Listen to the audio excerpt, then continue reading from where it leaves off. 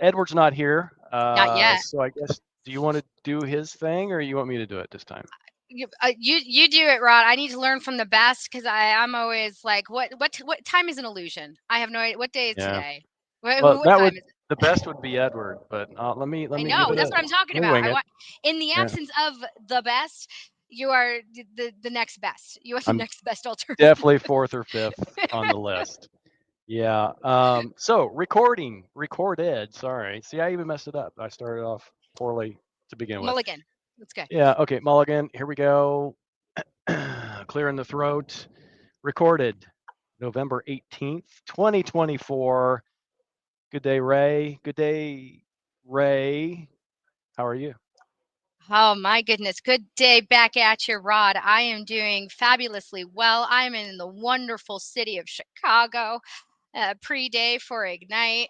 I saw some incredible tech checks, lab sessions. Somebody named Rod. I don't know. It was pretty spectacular.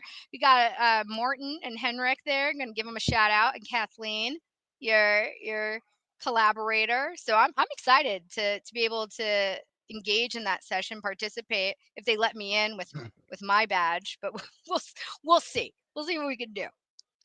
So here's the funny thing, because we do have live show participants. We also do have the listeners who also watch the podcast.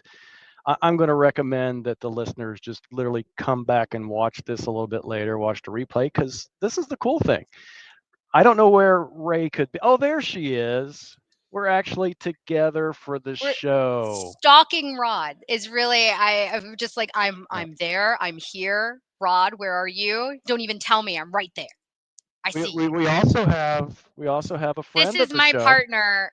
He's proud. He's getting claimed today. He's Oh, got unclaimed. yeah, Now he's claimed. yeah. Um, yeah. So it's been an interesting day, to tell you the truth, because it's been busy, I would say, because most people are arriving today in Chicago and checking in, getting their badges. That was pretty hectic a little bit earlier, I think, but I think that things are kind of starting to kind of settle a little bit. Tomorrow is going to be the big day. Today was pre-day. There was a few pre-day labs, an AI red team that was helping out with a little bit earlier. Today's a lot of the prep. As Ray mentioned, we're prepping for some workshops and some sessions for the rest of the week. Um, but today is really kind of quiet, right? Compared to what I think tomorrow is going to be, because we have roughly 10,000 people here in Chicago this week, which was what, double of what we had last year for Ignite in Seattle. So we're always continuing to grow the event. And if I do have some super secret knowledge about potentially what that's going to look like next year, but maybe we'll talk about that on the next show after Ooh, I'll allow the people little here at Ignite teaser. to make those announcements instead of me doing it, and then they'll just hate me and they're like, why did you give it away? But anyway, this is going to be great. This place, I have to admit, is huge, right? And we are literally just in the west wing of McCormick Center. It has a north, a south, and an Oh east. my goodness. Yeah, and my ride last night, I took a lift from the hotel over here to get my badge early, and the driver dropped me off I don't know where. And I literally walked around for 20 minutes to find this place, because she dropped me off like on South or something. I don't know. It's probably my fault. I'm not going to blame her. But at the same time, the lift that I took last night, I tried to get one of the, if you know how Lyft works, right? You can choose like the certain levels of Lyft based on the price, and then one's better than the other. Yesterday, I tried to save some money because we're limited on travel budget here in Chicago. Rod. I tried to get one of the smaller lifts, and oh my goodness, I felt like I was in a crime scene riding Oh in the my. back seat. Did Yeah. did you do like the carpool lift option? No, there was no one else sitting next to me. So what Yeah. made it? So what? You were in a crime scene of a vehicle? I don't understand. I have pictures. Maybe I'll share those a little later What if I can pull them pictures up. did But you? Please do. I want a PowerPoint. I want a deck yeah, of what your well, there's experience literally was. like a like a tarp across the back seat that I was sitting in. I'm thinking, what is under this tarp? And then the back seat was everything back there was like ripped up. And I thought, oh my goodness, what happened in this car? Do I really want to know? I probably Was that would your actual like? Were you supposed to get in that automobile, or was this just you randomly found yourself? Like you're like, maybe hey, it was just a random car. I knocked on the hitchhiking window. I at said, that hey, would you point. like me to take me to McCormick Place?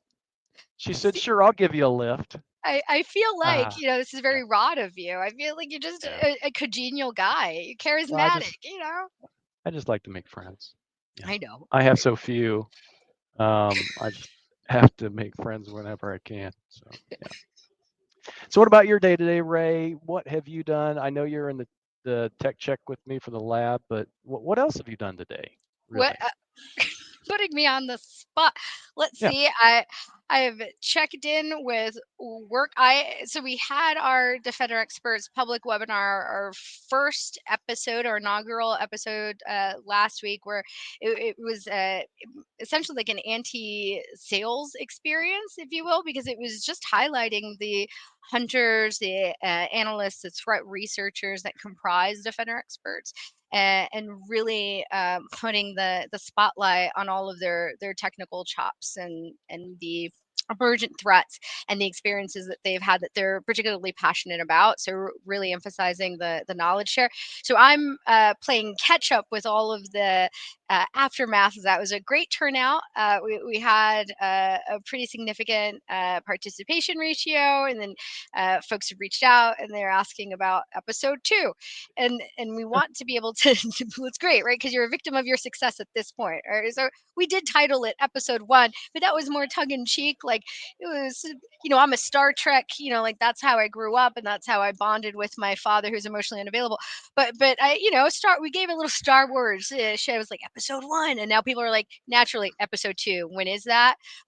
What topics are you going to cover? Really love the first one. Here's a list of things we'd like to do a deep dive on, but we want to build on it with our partner ecosystem. So we're going to noodle on it with some of our partners, and that's exciting stuff. And so again, when you put on a massive event like this, it's not just the event and the planning to make sure it goes smoothly. It's all connecting the dots and making sure the constellation shines bright with all of the immense follow-up. So that's what I've really been working on and focusing my energies on. So exciting stuff, exciting but important, and looking forward to episode 2, because apparently that's what we did by naming it episode 1. We now will have to have an episode 2. So more to come there. That's actually pretty cool. I'm glad you filled us in on that because I was kind of wondering how that went because we did promote that. I mean, We did. you have to, yeah, I like to know if that promotion is actually effective sometimes. But I have to tell you, Ray, and I hope you're not offended, but having you straight across from me usually is just on camera, but it's distracting a little bit to have you anyway. It's Why? cool, but at the same time, I'm like, wow, because I have you here and I have you here. It's like, what is This going is on? how my partner feels. He's like, having you is just so distracting. I can't. I'm so overwhelmed. I Yeah, overwhelm people. That's what I do. But that's okay. It's a big that's a personality. skill. Yeah, that's a It's skill. You can put that on shut a up. LinkedIn profile. I overwhelm people. Please hire me. Um, So we are about quarter after. We should probably bring our guest. We actually do have a guest. We didn't last week, so I think most of our audience was probably like, "Oh, it's the Rod and Ray show again." But no, we do have a guest this week, and we would love to bring her on. I've kind of been excited about this, waiting for this since Yes. we talked about this early on. I think it was a few months ago. The funny thing is that we have shows booked out so far usually we have scheduled someone like 6 months in advance and you're like, okay, who's up, and I'm like, oh, it's Jess this week. So welcome to the stage there, Jess. We have with Yes. us this evening or day, Morning. it's 8 I was o'clock going Eight to your say, a.m. morning, 8 She o'clock your said it's 8 time. a.m. yeah, it's evening your time. As you can see, my Lego calendar is telling me it is the 19th. I'm in the future. In the future. That's right. Time traveling extraordinaire. I love it. So it's 8 a.m. tomorrow for us, I think, right? So It it's is. It tomorrow. is. Yeah, yeah. Yep. Tuesday morning. That's pretty cool. So what is in our future? Well, at least for me, it's looking pretty rainy and miserable where I am. I am not lucky enough Is to it? be in Oh, Chicago. I am very You sad about that. you might But as I'm well be in well, Chicago. This is the weather here. So yeah, yeah. it's not great. It's supposed to snow here on Wednesday. So yeah, supposed to get a good round of snow here Wednesday. And for where I'm from, near Cincinnati, Ohio, I guess it's supposed to kind of, and I'm sad about that because I love snow. I love snow at home, and Mm, I'm gonna mm, miss it. mm, mm, But mm, anyway, you No, don't no, no, like no, snow, no, Jess? no. No? So I'm born. For those who don't know, I am born and raised and live in Brisbane, Queensland, in Australia. Like for me, 30 degrees C, which I think is sort of around like your 90-ish Yeah, for yeah. you. Like that's my happy temperature. Like sitting in that area, that's where I'm happy. Anything sort of lower than like 20, and I'm cold. I'm wearing a hoodie. So or every time I come and visit the US, whenever I'm over in Seattle, I am freezing. I was freezing in here earlier. It's a conference center, of course, so they lower the temperature just to keep everybody comfortable. And I have zero body fat, so I freeze like Rod, a what like a is popsicle. See, I I'm am fine. I am festively plump, as they refer to yeah, it. We're coming into the Yeah. festive season. I'm fine. Rod.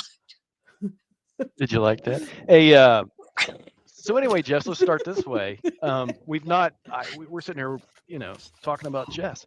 Why don't you introduce yourself and tell us who you are, what you do for Microsoft, and what you currently do? Because I think originally when we scheduled you for the show, we were kind of focused on Microsoft Sentinel stuff, which we can still talk about. But I'm sure, as anyone at Microsoft, 6 months from now, we're all going to be doing something a little bit different, I think. So it's just the way things work. But what are you doing right now? Always. Yeah. So I mean, I've been technically in the same role since I started. So I've been with Microsoft for about 5.5 years. Yeah. I was a PFE, so a Premier Field Engineer, that moved into a customer engineer, that moved into a cloud solution architect engineer, that is now a cloud solution architect. Pretty much the way I describe it, I do security and identity stuff for customers, and I help them use the stuff they've paid for. That's my job. So big customers have paid lots of money for their big licenses, and I come in and go, right, this is how you can actually use all that stuff and use it well. That's my job. Well, and that's, I think, a super valuable job when you consider that I think most organizations don't No, use Mm, everything they have. And if they no. did, would they be better off? They would. It would be lovely. It would be really nice to be able to go into a customer and see all of the defenders lit up rather than just one. But yeah, so most of my job kind of involves going into some of my customers and looking and going, you're paying all this money. Why aren't you using it?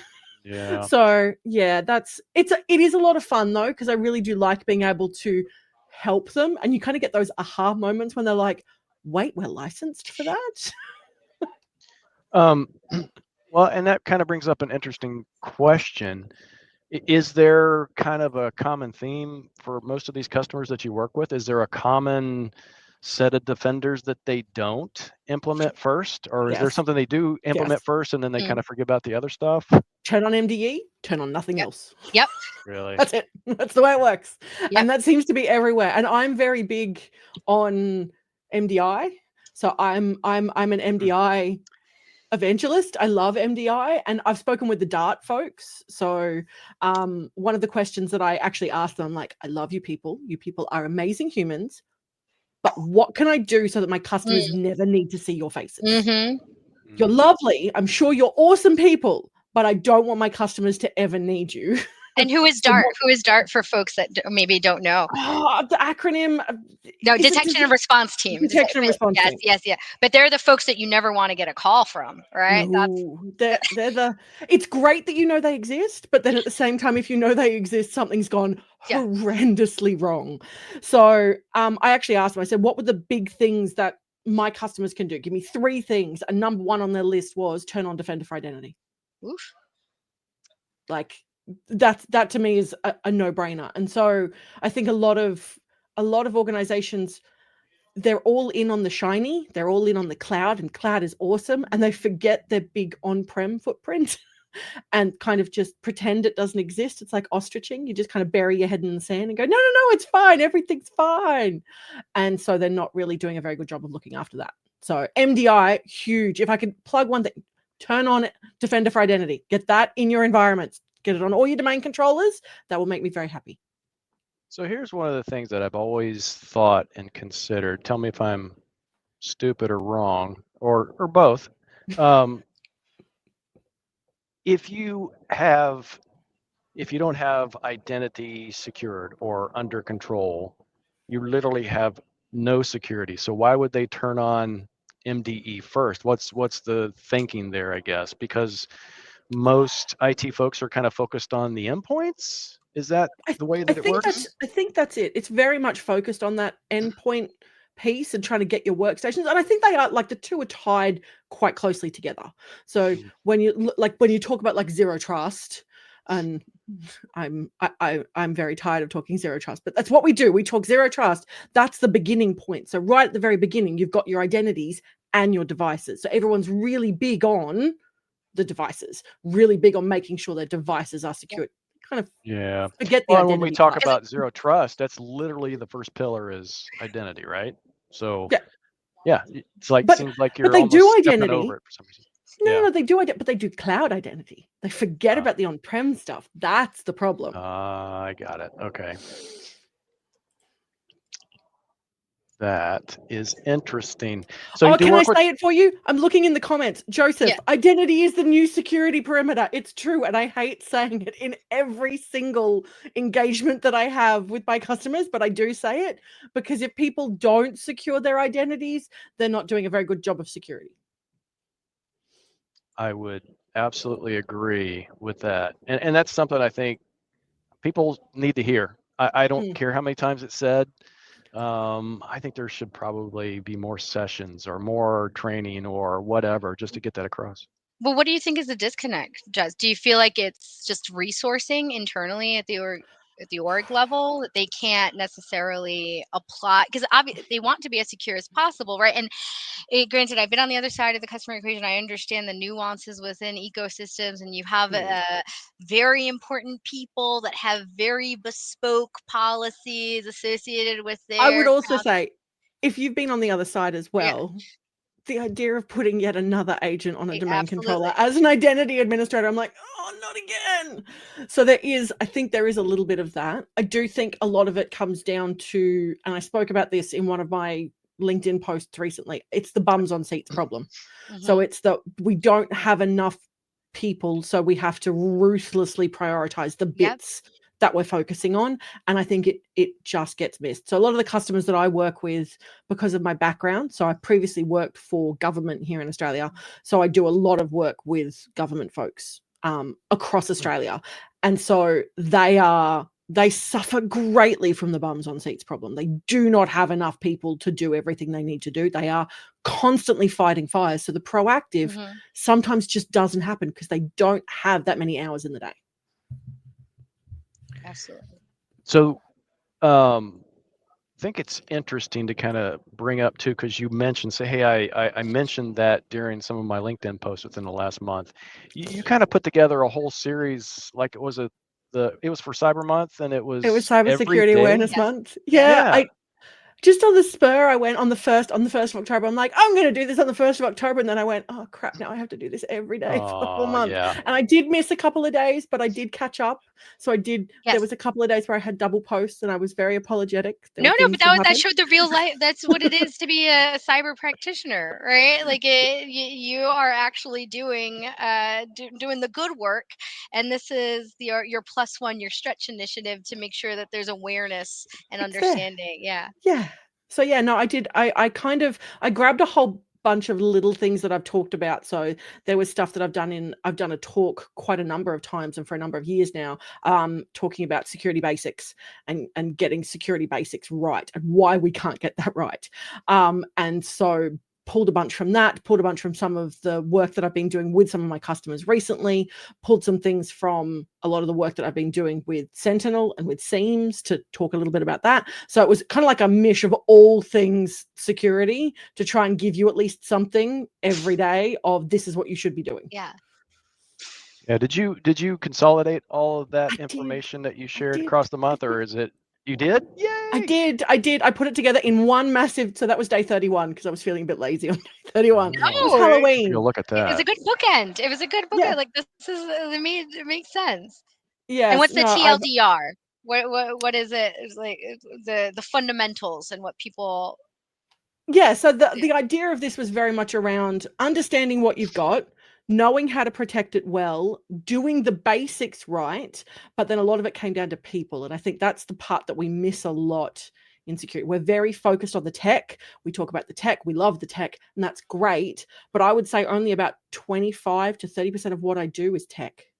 The other 65 to 70%, it's people, because they're the ones that are having to do all the stuff. They're the ones that are having to implement everything and be the defenders. And we don't spend a lot of time talking about them or helping them. So I think the biggest thing that came out of that, and that was my final day post on day 30, was looking after your people and looking after yourself, because burnout is not fun, having been through it.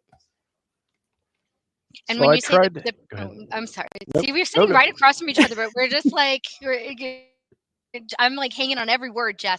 So when you say the people, do you mean like the change management obstacle or challenge to implement the new tech and to facilitate adoption, or is it the people aspect to make sure that the folks that you have spearheading these initiatives have the bandwidth, both the technical acumen, but like the emotional bandwidth and cycles It's kind of a weird mixture. So a lot of people that I see, like, they want to do the right thing. Like the people that I'm talking to, they want to do the thing. Either they don't have enough time to do it, they don't have management support to do it, they don't have budget to do it. Budget seems to be a big thing. But also they're spread too thin. Like they're spread so thin you could see through them. So a lot of the folks that I deal with they're wearing too many hats. They're trying to do too much all at once. And that means that the stuff that they are doing, they can't do all of it well. They can do all of it, but they can't do all of it really, really well. And I think that's the big issue. The other one that I talk about, and I rant about it quite a lot because I come from that background. I worked in operations. I refer to myself very lovingly as a recovering sysadmin. I think I will always be a recovering sysadmin. But I think our operations teams need to work better with security teams, because I think most of my job involves, and it feels like being a mum kind of prepared me for it, getting them in the meeting or the room together and just saying, play nicely and share your toys. You all work for the same organization. You all play on the same team. Can we just play nicely with one another and stop fighting? Please? That would be really nice. And I think that's part of the issue, because there's like a lot of political infighting, which to me just seems daft. It defeats the purpose of security.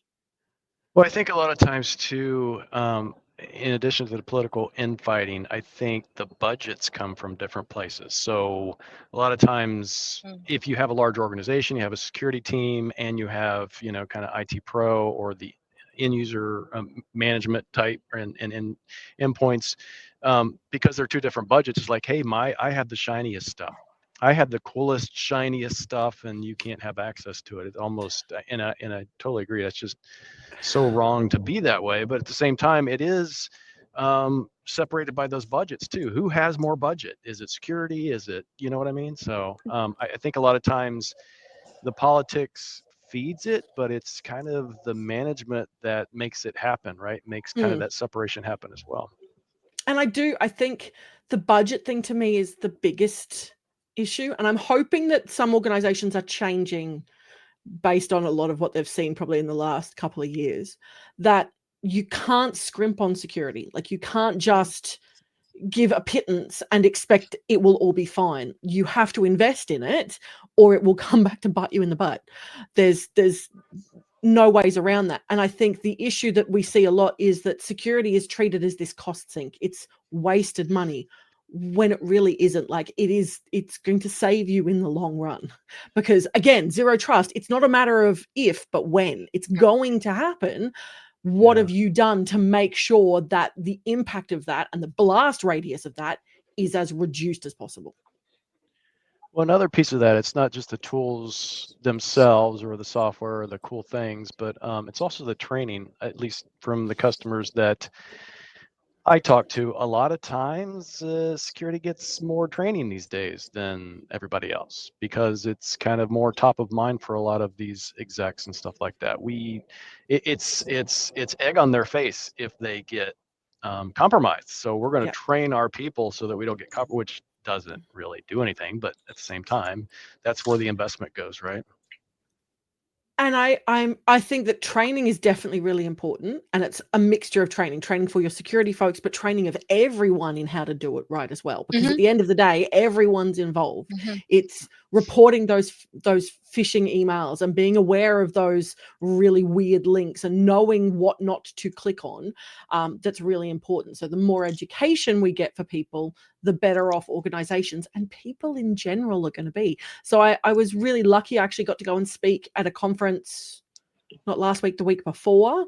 Definitely not my usual crowd. It was a bunch of small business owners that I got to speak to about what do they need to do to secure their small businesses. We're talking like 1 or 2 employees tops.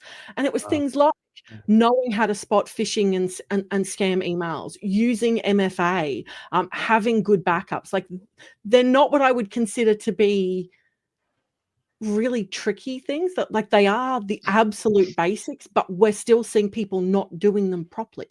And Yeah. I don't know why. What can we do at Microsoft to help with that? I know we've made a lot of investments, right, in our Learn stuff and our Learn modules and things like that, but it seems like that's just not enough, or maybe people just aren't aware of them. Is there something else that we could do that you can think of? I also think people are very fatigued by it. Like there Oh, is a lot of fatigue over, we've been talking about this. I'm just fed up. I'm just tired. And I get that. I do. I think a lot of it comes down to, again, it's that ruthless prioritization. What is the most important stuff that we can do to protect ourselves, our business, our organization, that's going to have the biggest impact? And I think that doesn't happen. I think the shiny is what gets looked at. It's what is the shiniest, newest toy that we can play with, which is probably going to have minimal impact, versus what are some of the really basic things like MFA. Surely now everyone is using MFA everywhere. You would think everyone is using MFA everywhere. They are not. No, they're Rita, not. they are not. Yeah.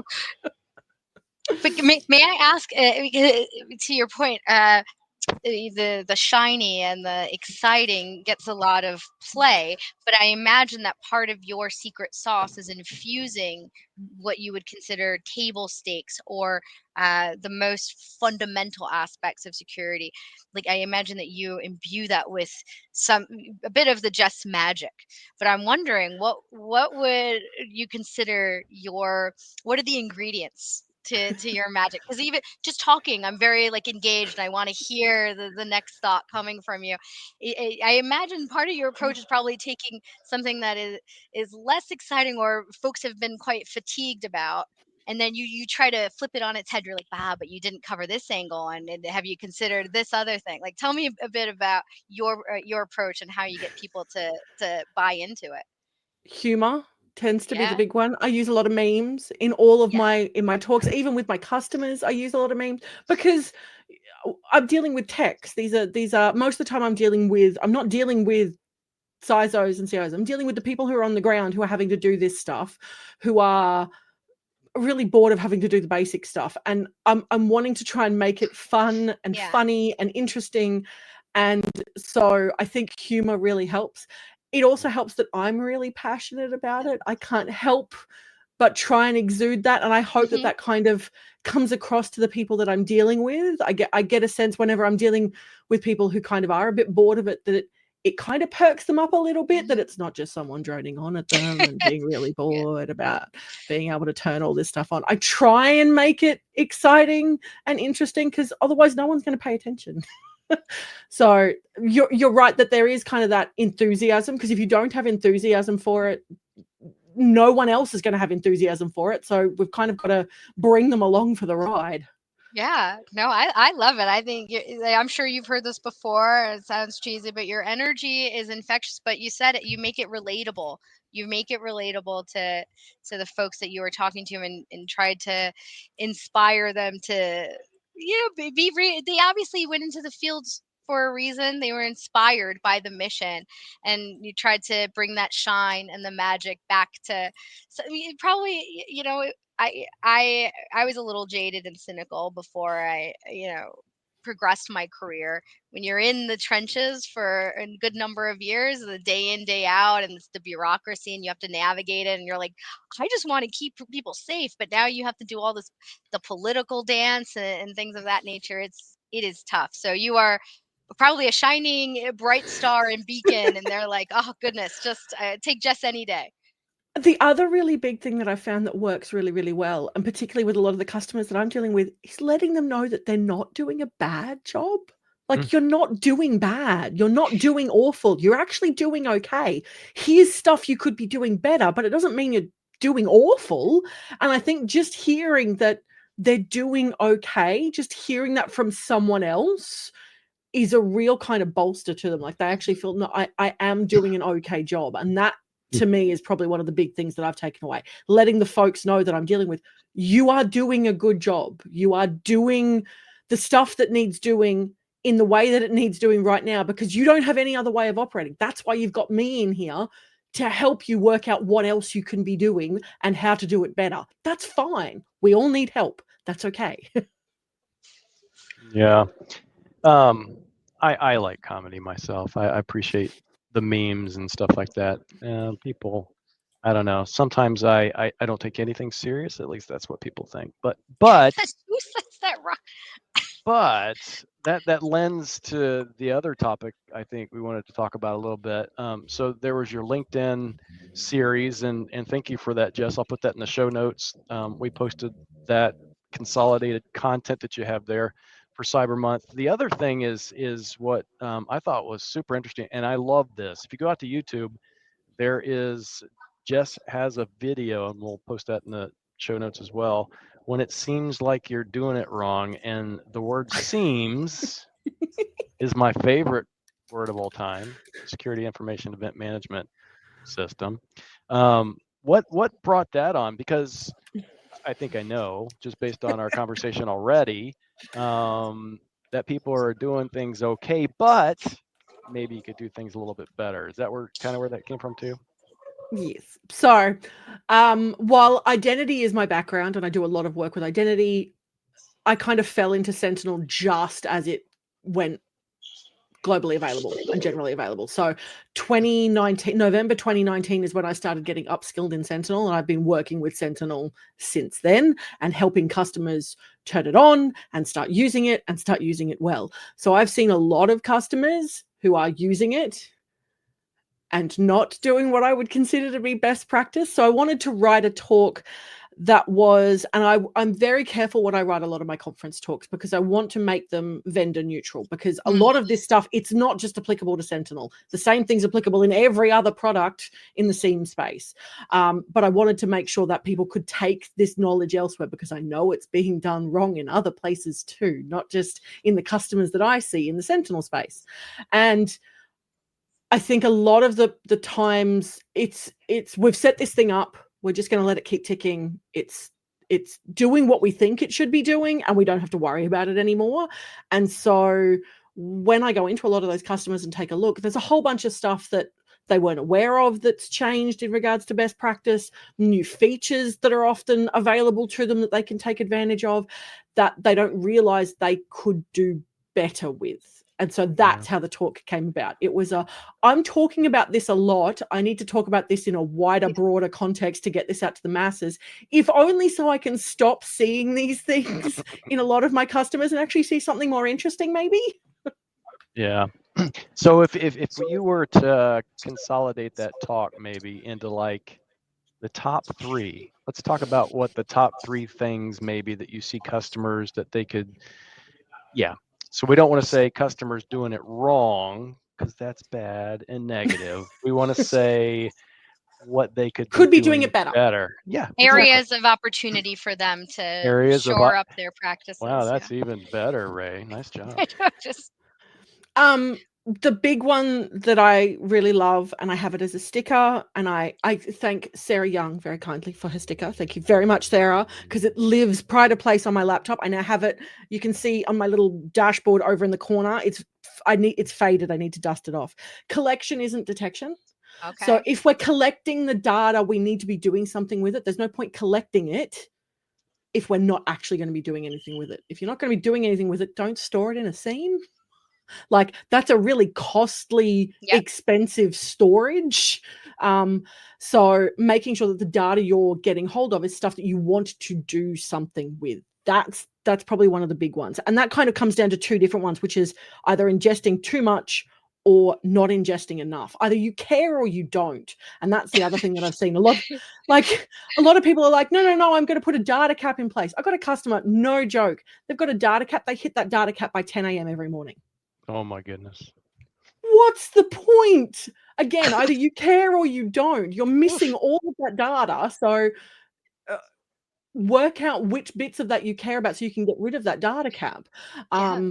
So yeah, I like. No, I love it. I feel like you've taken me to like having a religious experience here, and it so blew my mind. It blew my mind. Do you have to? So a couple things. Like, so my friends and I would have a debate: is it sim or is it seam? And I've always been in the sim camp, but now I want to say seam, but just because of just now you've changed me, I've converted. So thank you, Jess, single-handedly. And now in terms of the messaging, do you have to soften it up to your audience, or do they like it? Do they like sometimes. it? Because I would respond really well if you came in and you said either you care or you don't. I would be like, good. Well, Jess, tell me what to care about, because I'm gonna anything you tell me to do, I now will feel like this is my mission in life. I do sometimes soften it up. It depends on who I'm talking to.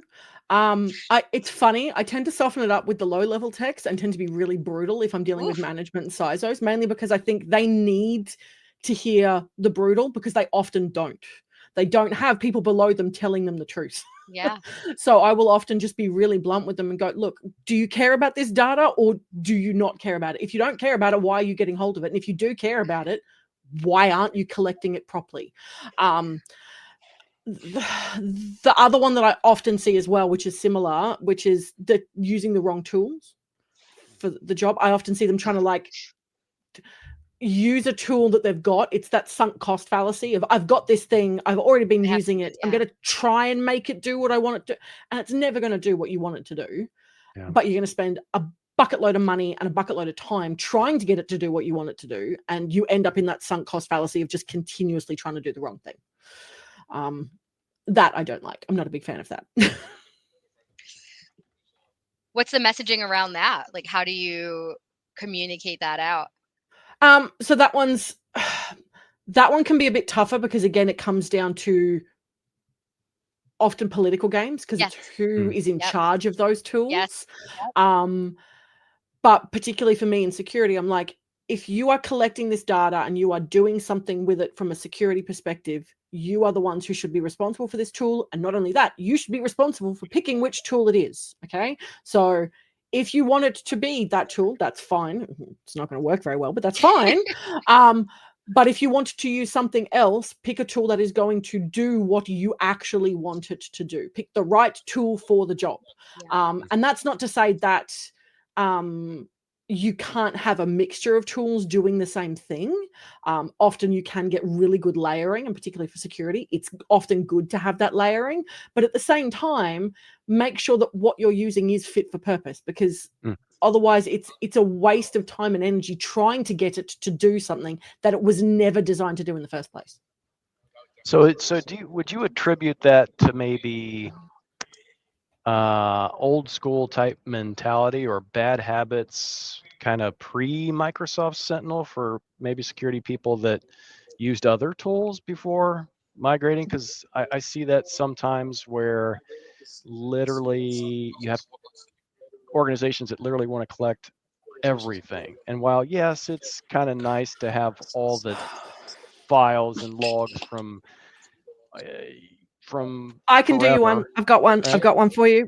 Beautiful example of this one. I had a customer they'd turned on all the audits for Defender for Identity, and that's fine. You need to turn on all the right auditing stuff in your domain controllers, but they were literally grabbing everything from, and this is a multinational organization, everything from all of their domain controllers and ingesting it into Sentinel.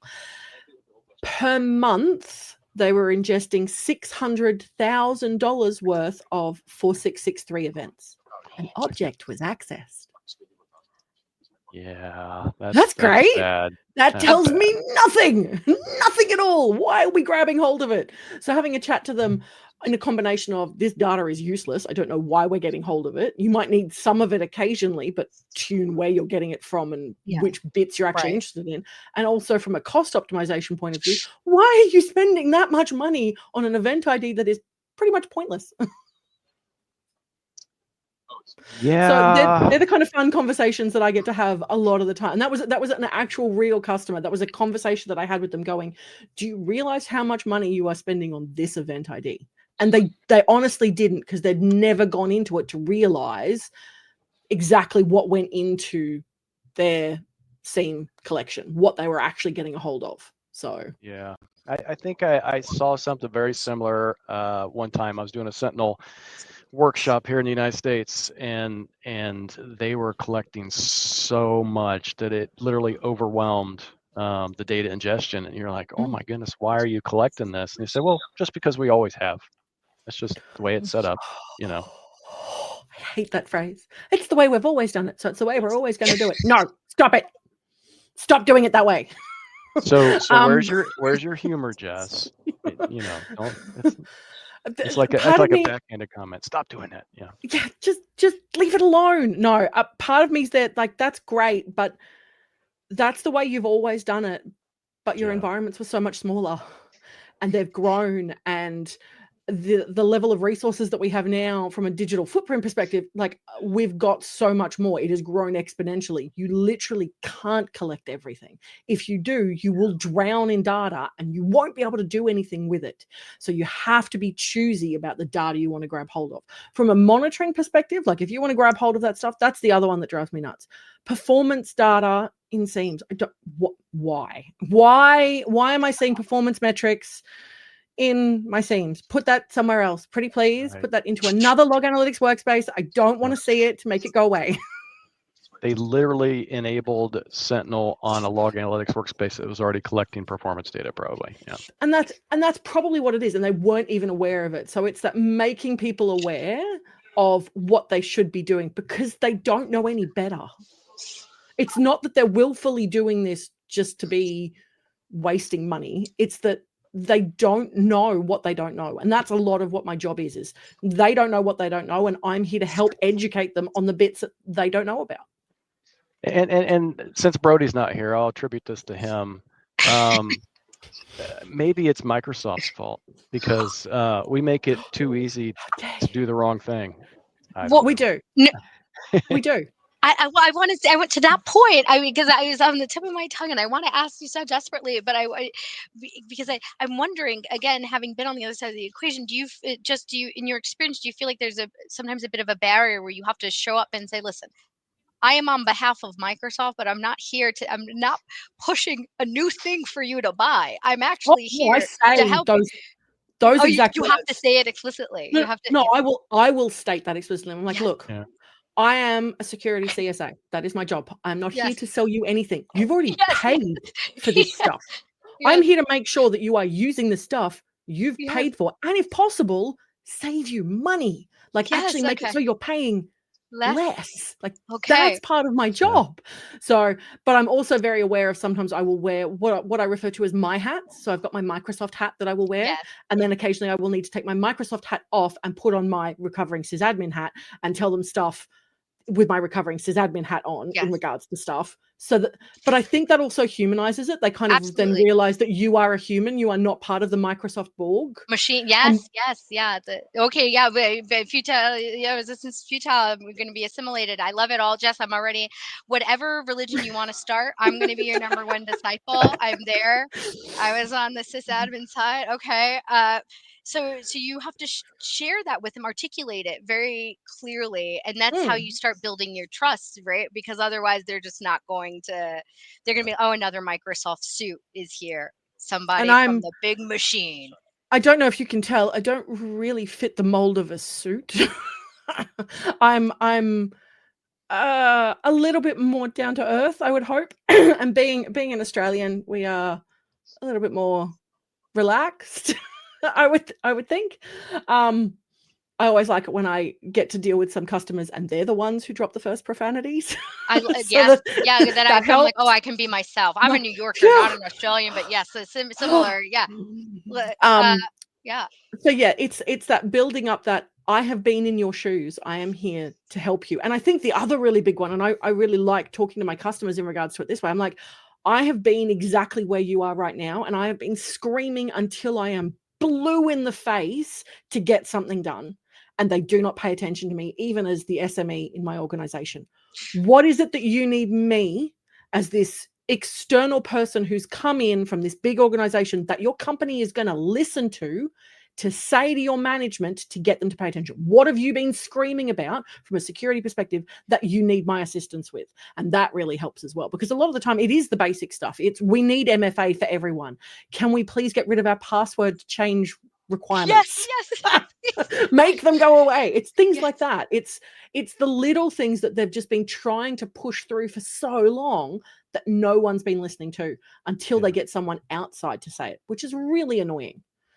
Was that part of the impetus for joining Microsoft? Because I can share what you just expressed. Like, I wanted to join the mothership because I was like, why does this work this way and that works that way? And we need to make it easier for customers. And instead of handling it on the micro level, I wanted to be like on the global scale. I wanted to be directly, well, I want the home base, right? And make that impact like at the macro level. Mine was a little bit weirder. So I kind of hit the peak of where I could get to where I was previously working in government, and there was nowhere else for me to go, really. Like, I had nowhere technically for me to go. And so my issue was, right, I've hit the technical peak that I can get to here. Where can I go next where I can actually use this information that I've got? Because before I joined Microsoft, I'm one of those cool ones who was an MVP before coming across. So it was great. I was an MVP and then I lost my MVP. I was so sad. I was very proud of it. I loved my crystal. But I was speaking on Active Directory security and doing that kind of stuff and writing posts about it and talking about it extensively on Twitter. I refuse to call it anything else. So it's that I wanted to be able to educate more people, and I couldn't do that in the role that I was in. So that's kind of why I came across. Yeah, that's very good. So if you had maybe one last kind of item to talk about so we talked about identity, we talked about the SIEM or SIM. Now I'm SIEM now. I've converted. It's SIEM forever will be. So I heard it was because it was two products eventually, and they combined them. There was an SIM and there was an SEM, and then when they combined them, it became SIEM because it was SIM, and anyway. That's what I heard. But anyway, from the identity perspective, what is the one thing that you could, if you could tell customers, all of them right now, just shake it into them, what it is that they need to be able to do? Is it MFA? Is it something else? Or is it just literally MFA. Just pay attention to it? It's MFA. If there's one thing that I could get all of the customers that I deal with every day to just do is get MFA for everyone. It's not it should only be these people or a subset or the administrators. It's everyone, because, and it's the statistic that we throw out, and I love that it's not made up. 99.9% of identity-based attacks can be prevented with MFA. Like, if we can prevent almost all of it, why are we not doing it?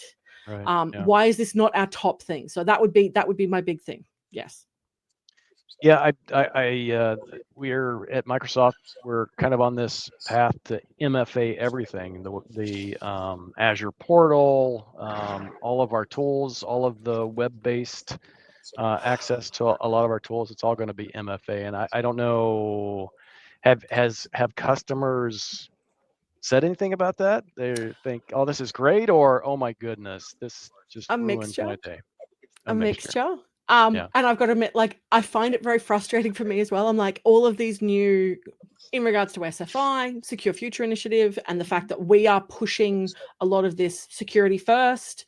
Some of the stuff that's been happening has been really frustrating for me. So it's kind of interesting to be on the other side of it, almost as an end user. But then it's that remembering that this is for a good reason, that there is a good reason behind why we are doing this. I think being on the end user side of it internally inside Microsoft has been able to assist me when I'm dealing with my customers to say, look, you need to educate your users, not just on the what is happening, but the why.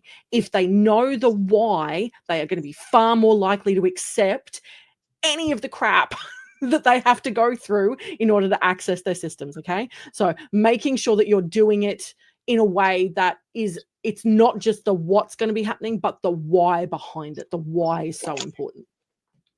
So I love this. I'm going to show this here real quick while we're still here. Let's see how this works without an extra screen while I'm looking at things. Microsoft Edge tabs. Oh, there it is. Here we What go. could possibly go wrong? I like this. Can you see that? I think that looks pretty awesome. So Jess just shared this. Everything that we've been talking about, she has Yes, consolidated ramblings of a into female a blog post. Look at that. Look at that. So we'll share that, put that in the show notes as well. I also do that just so everyone is aware that she does have her own blog. So we'll share that as well. But that's awesome. There's everything we've been talking about. You can go through and pick the things that how's it go, Ray? Opportunity for instead of doing it Opportunities for wrong. improvement. Oh, Opportunity for yeah. improvement. Yeah. Growth Okay. areas or opportunity. Yeah. Yeah. So Ray, did you have anything else? Just let me know just when you start your guild. I just want to submit my application for review. I would love to know the background for GirlGerms though. I like Yeah. what does that name represent? Oh, I've got a blog post on that as to where that came from. Oh, cool. That was in regards to the very TLDR version is when I first started in IT. I was put in my own OU inside Active Directory, and it was called GirlGerms because I was the only girl on the team. You named it? I didn't. Someone else did. But as it like an inside joke that you were inside, you were in. Oh on, no, or I was not in. I was not in. Oh, on it so at the you time. own? Yes. So I Alright, owned so it. I'm like, no, yes. right. I'm going to be GirlGerms then. That's just the way it's going to be. I want to be lucky enough to get some GirlGerms too. Okay, because that's amazing. You're amazing, Jess. Yeah. Thank you. Well, I appreciate that. We're kind of at the end of the show, I believe. But Jess, thank you so much for joining us. Like I said, I've been really super excited about this episode, and I'm glad you're here. I'm glad we were able to kind of arrange it and do it at a time that worked for you. So thank you very much for having me along. I'm sorry I'm not in Chicago. I would have totally been sitting there as well. It would have been very fun. But yes, maybe next year I'll make it to Ignite. Maybe. Let's plan on that. Let's plan this same show next year. You'll be with us, and we'll all do it together in person. Maybe Edward will be here. Maybe Brody can figure out how to rearrange his flights more leave him appropriately. alone. Yeah. Anyway, I want to thank all of our listeners and our audience members. Thank you so much, as always, for your continued loyalty to this show, and this show continues to grow, and we absolutely love it. Next week we have another guest on. Who is that? Brandon Nolan from Oxford Computer Group. I think that was an Edward thing, right? Ray, am I correct in thinking that that's an Edward guest? Maybe. And he's not even going to be here next week because I think he's traveling New Zealand next week. So won't see Edward again next week, unfortunately. But our audience should also stay tuned because our annual holiday episode is coming up. I'll have more to share about that here shortly. So again, thank you, Jess, and thank you, Ray, and thank you to our audience. We actually promoted this here at Ignite today, and I'm watching the numbers. We have a lot of live listeners this time, and that's awesome. So we will talk to you next week. Thank you, everyone. Shout out to Rod's wife. She's amazing. Rod, shout out to your wife. I love my wife. She's the best. She's amazing. Yeah. Thank you so much, Jess. All right. Thank you, you. everyone.